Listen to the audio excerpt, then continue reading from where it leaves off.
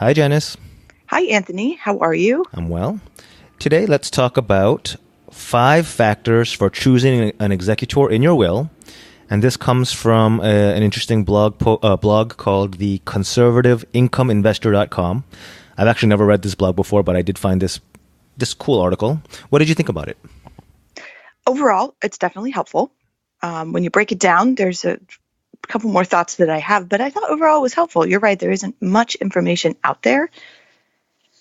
Cool. So let's jump into the first of the 5 factors for choosing an executor in your will, and I'll tee you up. So the first one is, hold on, I wrote it down differently in my notes. I'll read it the way he wrote it first. Factor number 1 is the likelihood of that person actually serving. And he's talking mostly about is the person young enough? Meaning if you choose somebody who's, I guess, advanced in age and there's a greater likelihood that they'll pass away before you do, then they just won't be around when you need an executor for your estate. And then the other factor he mentions is, will they actually accept? If there's somebody who just doesn't want to be bothered and after you pass away, they decline and they say, nah, I don't want to be the executor, then you pretty much have no executor, which is like, what was the point, right? Correct. That would be pretty bad. The only thing I looked at here that I went, well, wait a minute, was when they said, choose someone that's younger than you. Well, that definitely works if you're a little bit older, but what if you're a little bit younger? So you kind of have to look at it maybe in a little more broad sense, like, are they young enough to serve if they outlive you? So maybe look at it a little bit differently than not younger than you necessarily, but will they be able to fulfill this role as executor? Agree. And I also think health should be a factor.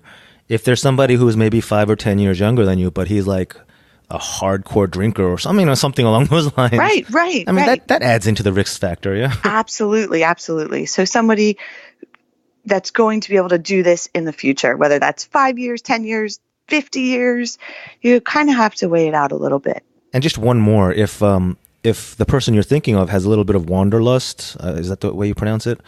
And, yes. And there's a chance that he or she will be, abroad or traveling the world. I mean, that could be a problem, as we'll talk about later. Yes, absolutely. Cool. Can you take number 2? Yes, the likelihood of keeping confidences. So whoever you choose is going to know everything.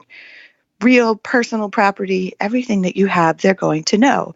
So you should definitely trust this person that they aren't going to say anything. It says here about tendency to overshare on social media.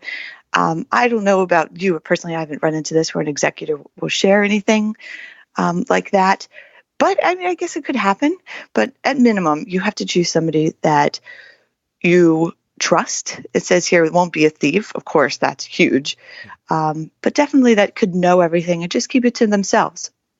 So I was torn on this one. I definitely agree, but it feels almost common sense. Like, don't choose somebody who will steal from your estate. I mean, that kind of feels almost like you should be a given.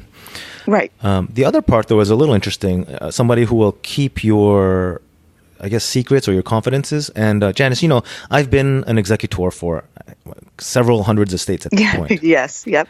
I have kept many secrets, that had no financial impact on the estate, but out of respect for the honor and the reputation of the person who passed away.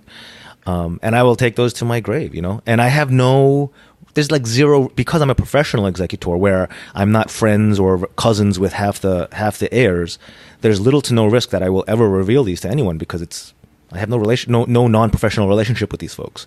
So yeah, there's definitely value to having somebody who will keep your reputational secrets. Well, I mean, unless you don't care, because once you're dead, you're dead. Right. But that's it. You know what? That's a good point, though, that you brought up as a professional executor.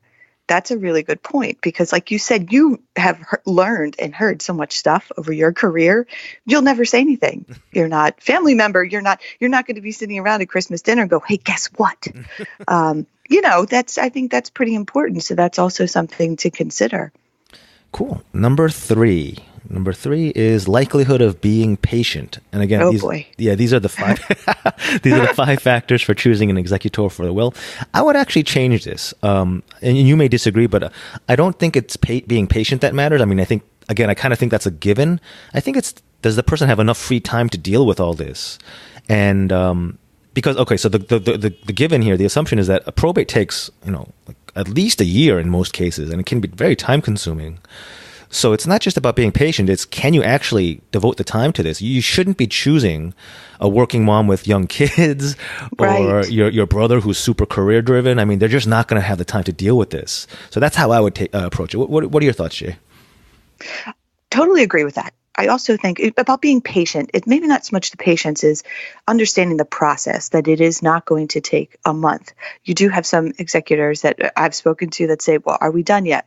We're just beginning, because unfortunately, it's really out of our hands on how long the process is. Like it says in the article, average takes, little 11 months, but complicating factors, you could go 2 or more years. And that's a really long time when you have this new job as an executor, and you also have maybe a family and commitments. So you're right. It is, you can't choose someone who has young children and a career and everything else and expect to contact them every day and say, oh, we need a new form. That might be really tough on the executor. Right on. Moving on to number 4. He writes it as relationship with the beneficiaries. You want to take this one, Jay? Yes, this one maybe you could assist me with. I was a little bit confused. So obviously you take into the consideration the relationship that this executor has with your beneficiaries. Is there already a heated relationship? Are they not friendly? Can they not be in the same room? That would be a problem. You think? Because here they are, they're going to have to deal with each other, like we just said, 11 months to maybe 2 years. Yep. If it's contested. And they might have they might have to talk to them on a regular basis. That could be a problem. So you definitely want to make sure that it's someone that can at least get along with whomever you decide to be your beneficiaries.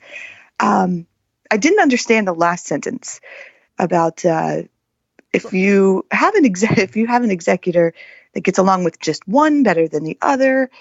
Maybe you could help me with that a little bit. I didn't quite get that. Sure. So I agreed with what you said. The first one, it seems, again, like common sense. Don't choose somebody who everyone hates, or who has an enemy in the family. That one's I think, pretty straightforward.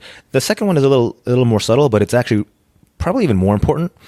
And the second point is, don't choose somebody who has like uneven relationships, who has a really close relationship with one of the nephews and maybe more of a lukewarm relationship with the other nieces and nephews. That will create, so there's 2 risks. It'll either create actual bias, where the executor, does things that might actually favor the favored relative, or more importantly, if it creates the feeling of potential bias, this is where real problems become really big, where the other nieces and nephews feel, the executor's only talking to that nephew. He's keeping us in the dark. Janice, we hear this all the time. That makes so much sense. Nobody's telling me anything, and it might not be legit. It might be. Factually, the executor might be delivering the exact same information to all parties, but to them it'll feel like the favored nephew is getting more. And that feeling will cause more attorneys getting brought in, more problems, more money. That's what can cause more problems, or as many problems, let's say, as an outright hatred between relatives. Right, which isn't good. So maybe it should have just been written a little bit differently, because the way you said it makes so much sense. Yeah.